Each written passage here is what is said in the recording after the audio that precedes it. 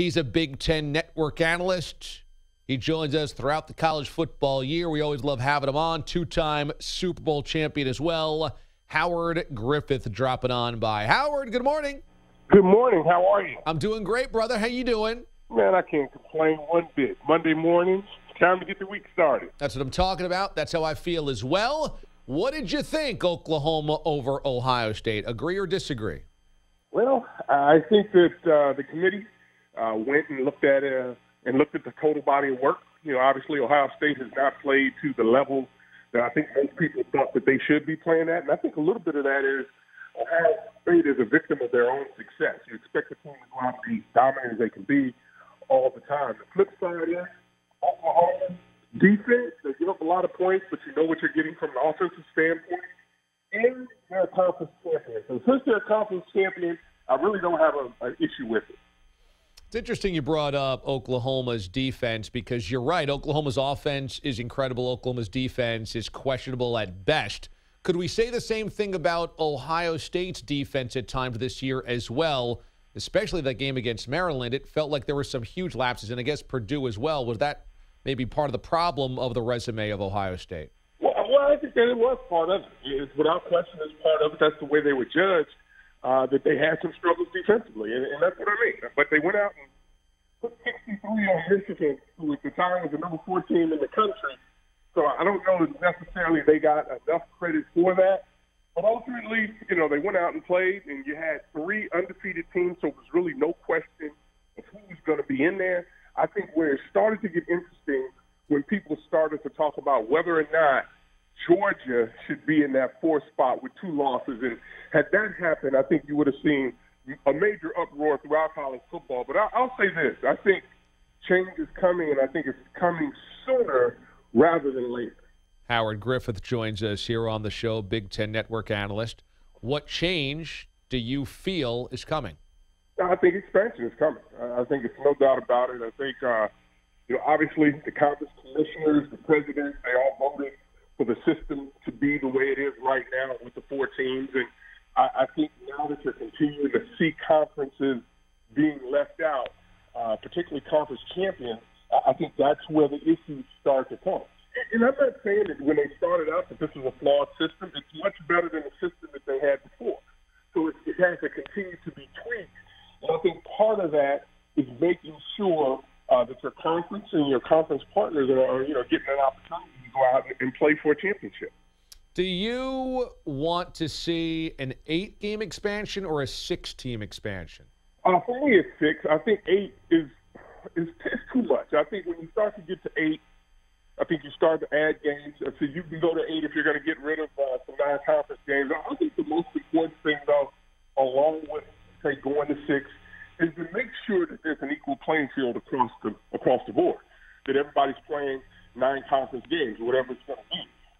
So I think that's important as well, and I think it's going to be difficult to get there because, listen, if you're an SEC fan or you're the SEC, this model has been perfect. It's worked every time for you, and you've gone out and you've been able to take advantage of it. So to think that all of a sudden they're going to get bullied into doing something different, it's probably not going to happen. So unless they're penalized for not playing 9, you're not going to see that happen. So I think that's why ultimately you're going to see expansion and probably just go to 6 and 9.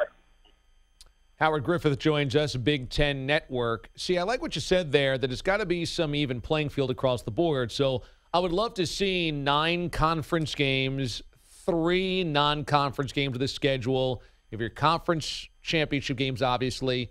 But what does that do for Notre Dame? I mean, do you think it's fair that Notre Dame gets to kick up his feet on an ottoman on Saturday and watch other undefeated teams have to put their bids on the line? Well, that's another an issue, if you might say. You know, if you talk about that 13th data point, they don't have it because they're not playing that championship game.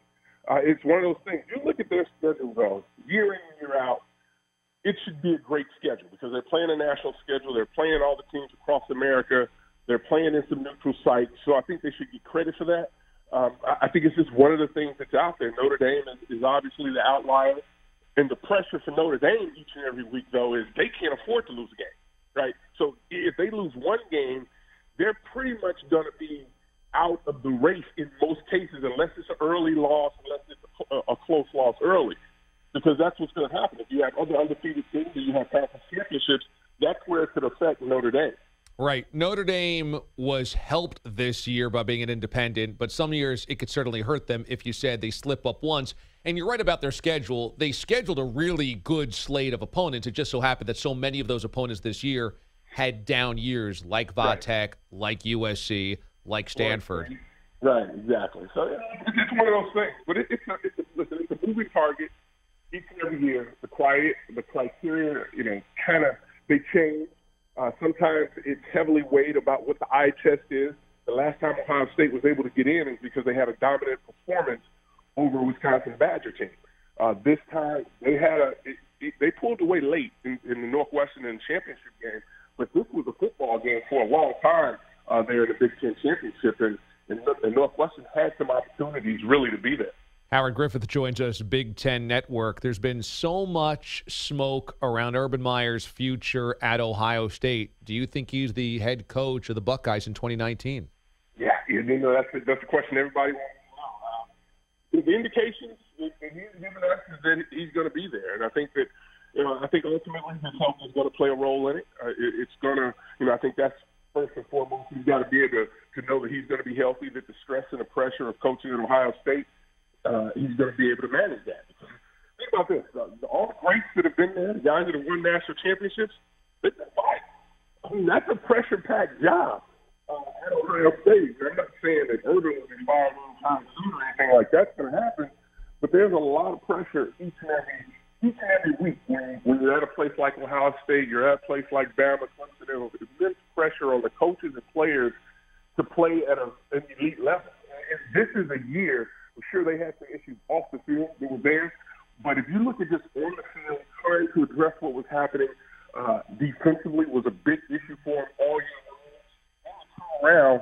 And really, from an offensive philosophy standpoint, they really changed who they really are. This isn't what Urban is necessarily comfortable with. That he's won his national championships and he's had all the success winning football games in this type of style with a guy like Dwayne Haskins playing quarterback who will be in New York and I think has thrown himself right into the middle of whether or not he has a great shot at winning the Heisman Trophy soon. Final question for you, Howard. Do you think Georgia gave us a blueprint and the rest of the nation a blueprint of how to beat Alabama, or is Georgia just specifically better suited than anybody else to do it? Well, I think there are a couple things at work here. I think you saw Georgia this time around see an Alabama team and a quarterback that they were able to study, right? So they get a chance to study, and they have a great support staff there.